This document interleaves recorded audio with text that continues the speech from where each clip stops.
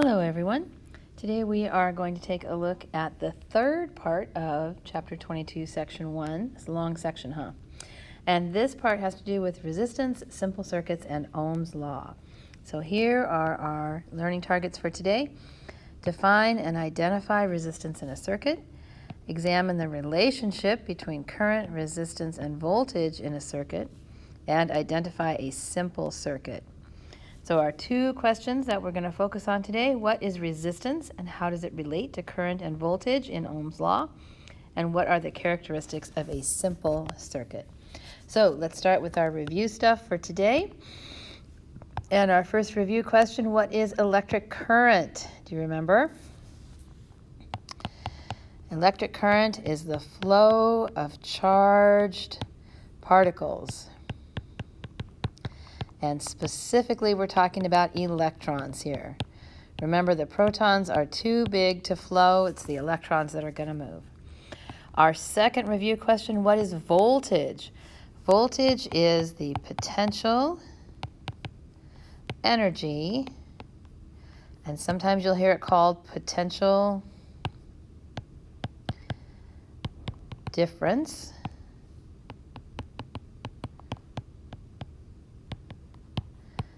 In a source. And we specifically use batteries for our sources. Okay, so here's our first question. What is resistance and how does it relate to current and voltage? So we're actually going to talk about resistors because it's easier to talk about a thing. So a resistor is a device that lowers, or you can think of it as restricts, if that's easier for you, current in a circuit. So the resistance is what the resistor creates, right? It makes it harder for the current to flow. Maybe we'll put that underneath here because that's, or on top. That's pretty good.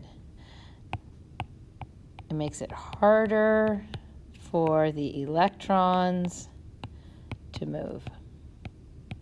Okay, so that's what resistance is. It's a resistor lowering the current in a circuit. Some examples would be a lamp. Remember, that's the way we refer to light bulbs. Or a motor. Or a heater. Or a toaster. Are you getting the idea? Any device you put into a circuit is going to lower the current in the circuit, make it harder for the current to move, and so that's going to create resistance. So just about anything we put in a circuit is actually creating resistance in that circuit. Resistance, which is a capital R, that's nice, huh? Makes sense, is measured in units called ohms, O-H-M-S. Actually, there's no apostrophe there. O-H-M-S, ohms. Now, you can't use an O to stand for ohms because everybody's going to think it's a zero. So instead, what we use is an omega, which is a Greek letter, right? In my head, it looks kind of like a horseshoe. Whatever helps you remember is fine. So that's called an omega, but what you need to know is that it stands for ohms, which is the units for resistance. All right? So let's do some practical things here with this. Oh, almost the practical things. First, we got to talk about Ohm's law. Now, the video that you hopefully watched also talked about Ohm's law, so this might be familiar to you. Ohm's law describes the relationship between resistance, current, and voltage. And the way we write that is, well, there's lots of different ways to write it, but if we write it in terms of resistance, we're going to write R is equal to V over I. So what does that mean? What that means is if the current, if I increases, then R decreases, right? If you put the current up, then the resistance goes down. If the voltage goes up, the resistance also goes up. Does that make sense to you? Okay, So normally we actually write this in terms of current, because often we know the voltage of a battery, we know the resistance of an object, and so we're looking for its current. So often we'll write it as I equals V over R, which in fact is how I am going to write it most of the time. But you could write it as R equals V over I, or you could write it as V equals I times R. So any of those choices are fine. It's all the same formula. All right, now let's do the practical stuff. Here we go. So example number 1. Using the circuit on the right, answer the following questions. Where is the current? What is the voltage? What is the resistance? What is the power? So now the diagram is going to tell us a few of these things, right? So remember that this is the symbol for a battery. This is the symbol for a resistor. And then we have some wire, and there's nothing else in this circuit, right? It's just a battery, wire, and a resistor. There's no switch, there's no motor, there's no ammeter, there's no voltmeter, there's nothing else, okay? So the picture tells me what the voltage is, right? Right here. So I can say the voltage is 9 volts. The picture also tells me what the resistance is, so I can say the resistance is 10 ohms. The picture does not tell me the current or the power, but I can use the voltage and the resistance to find those things. So let's do that. So what is the current? Okay, so we know current is voltage over resistance. So if my voltage is 9 and my resistance is 10, I'm going to have 0.9 amperes for my current. Agreed? All right. What about power? Well, remember what we learned before. Power is current times voltage. P equals IV. So since we just found the current and we already knew the voltage, we should be able to do this. So we're going to have 0.9 amperes for our current. We're going to have 9 volts for our voltage. And if I multiply those together, I'm going to get 8.1, do you remember, watts for my power. Okay, so nice, easy, simple, straightforward formulas, right? The big thing is to pay attention to the units. V is voltage. This funky omega thing here, that's ohms. Amperes is current, and watts is power. Okay, so you got to remember the units. So here's our review for the next section. What are the 3 necessary components of a circuit? Do you remember? What 3 things does a circuit have to have?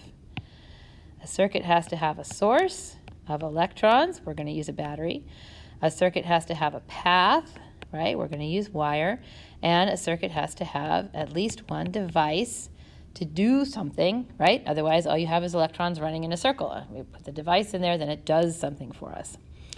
All right, so question number 2 here. What are the characteristics of a simple circuit? A simple circuit has one source, one path, and one device, right? Keep it simple. One of everything. That's what makes a simple circuit. So let's go down here to example number 2 and see how this is going to work. A circuit consists of a battery, a lamp, a switch, and wires. And part A says draw a diagram of the circuit.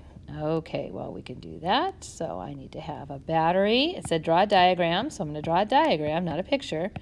There's my battery, and then it also says it has a lamp. All right, so I'm going to connect it to a lamp. And then it says it has a switch, so we're going to put a switch in here. I'm choosing to draw my switch as open.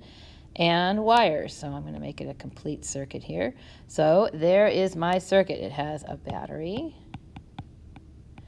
it has a lamp, it has a switch, and then it has wires.